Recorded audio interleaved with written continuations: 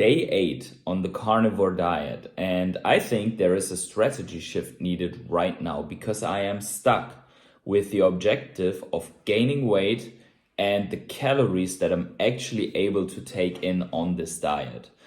Hey everyone, and welcome back to PH Health Adventures and day 8 of the carnivore diet. So far, the carnivore diet had some pretty cool effects for me.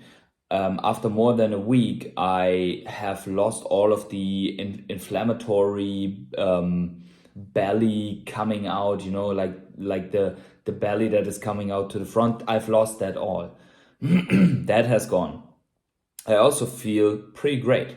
The keto style effect has absolutely kicked in, and after the cleansing of my belly that happened automatically, I'm feeling good today. So no more diarrhea and everything is fine. The only thing that doesn't really work for me is to maintain or even to increase health. So if you consider what I'm eating and where I should be with the calories in order to get a little bit of weight, it's way off with the carnivore diet. On the other hand, I'm not able to eat the necessary amount that I would have to eat in terms of fatty meat to reach the goal of the calories. So I am 700 kilocalories short of where I should be. But let me tell you what I ate.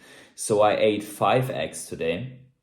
I ate 50 grams of smoked salmon, which doesn't seem much, but like if you see that pellet and you eat half, like my girlfriend ate the other half. I had bacon strips, so 70 grams or what of bacon. I had a little bit of sardines. I had a couple of grams of butter, coconut oil, olive oil.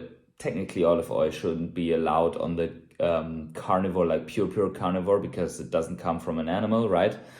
But all of these oils, a spoon of collagen, and more than like a 350 grams of entrecote. And still, I am 700 kilocalories off. So if you consider that an egg, like a bigger egg, has around 100 kilocalories, I would have to eat another 7 eggs to the 5 eggs that I already have, or I would have to eat another 300-400 grams of entrecote, which is already a little bit fatty, or I would have to eat a half a kilo of grinded meat or something like that. So with my current stomach and with with my lifestyle and with my work and everything, like on the weekend, it would be fine. I could squeeze in another meal of 700 kilocalories with fats and everything, and maybe it would work out.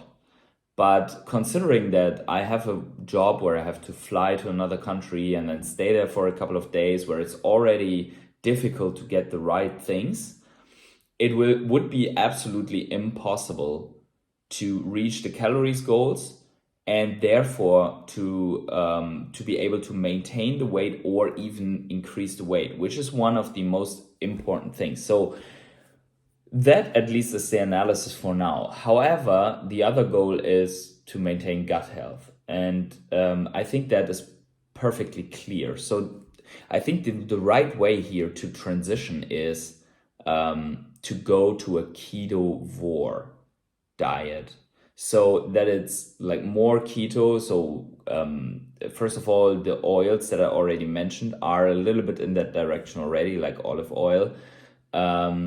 However, I think it's necessary to include high calorie nuts like pecans and especially macadamias. I think macadamias will be the first extension to this diet, because 100 grams of macadamia would already more or less give me the calories that are the deficit. So if I eat all of that meat stuff, and in between, let's say on the first meal and on the second meal, a couple of macadamia together with it, I would be already there with the goal. So let's talk about the development. I did weigh myself once again, and I am still stuck around the 55 kilos.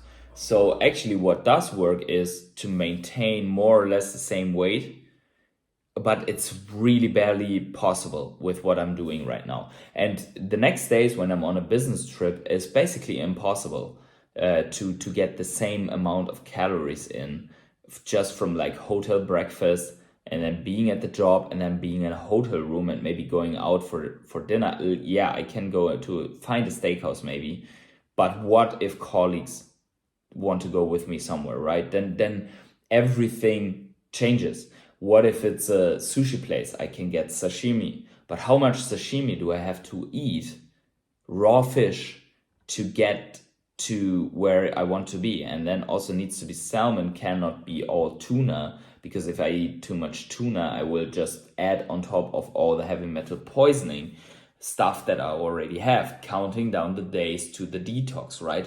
So I think it's inevitable to add the macadamia. But I think the macadamia and plus the rest of the carnivore will still help me to maintain or to get a little bit more of the weight. Like I am looking at adding the macadamia, see how it goes. Adding pecans, see how it goes, right? All of that, and then look at it again. And not adding much more, like not adding legumes and stuff like that just yet. So it's very early to add something because it's only day 8. But on the other hand, I have to look at the weight. I think I would be playing around with that and give my body the time to adjust, maybe only with macadamia and see how that is going. And maybe that will still help my gut lining in a very beneficial way, only with the macadamia. So that remains to be seen. But for now, for today, that is all. So I hope you liked this. If you did, then smash up the like button for me here, and I see you in the next video update.